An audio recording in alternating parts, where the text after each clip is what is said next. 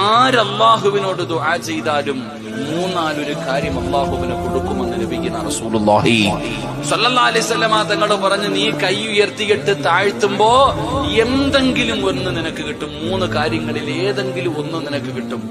നബി സല്ലല്ലാഹു അലൈഹി വസല്ലമ തങ്ങൾ പറഞ്ഞു, ഒന്ന്, നീ ദുആ ചെയ്ത കാര്യം തന്നെ അല്ലാഹു തരും. ചിലപ്പോ നീ ചോദിക്കുന്നത് തന്നെ അല്ലാഹു തരാം. നീ എന്താണോ ചോദിച്ചത് അത് തന്നെ റബ്ബ് തരും. അല്ലെങ്കിൽ രണ്ട്, നബി സല്ലല്ലാഹു അലൈഹി വസല്ലമ തങ്ങൾ പറഞ്ഞു, ആ ദുആ നാളെ പരലോകത്തിലേക്ക് അല്ലാഹു മാറ്റിവെക്കും. നീ ചോദിക്കുന്ന അല്ലാഹു തരൂല, പരലോകത്തേക്ക് മാറ്റിവെക്കും. പരലോകത്തേക്ക് മാറ്റിവെക്കലാണ് ഏറ്റവും നല്ലത്.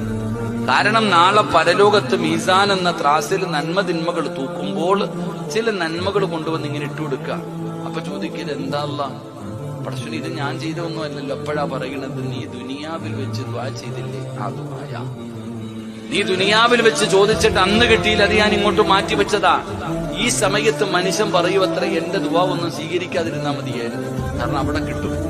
ഒന്നുകിൽ ദുനിയാവിൽ വെച്ച് കിട്ടും, ഇല്ലെങ്കിൽ ആഖിറത്തിൽ കിട്ടും. ഇനി ദുനിയാവിലും ഇല്ല ആഖിറത്തിലും ഇല്ലെങ്കിൽ മൂന്നാമത്തെ കാര്യം, നീ ചോദിച്ചത് തന്നില്ലെങ്കിലും നിനക്ക് വരാനിരിക്കുന്ന ഒരു ഷർറെങ്കിലും അല്ലാഹു തട്ടിമാറ്റുമെന്ന് നബി മുഹമ്മദ് മുസ്തഫ.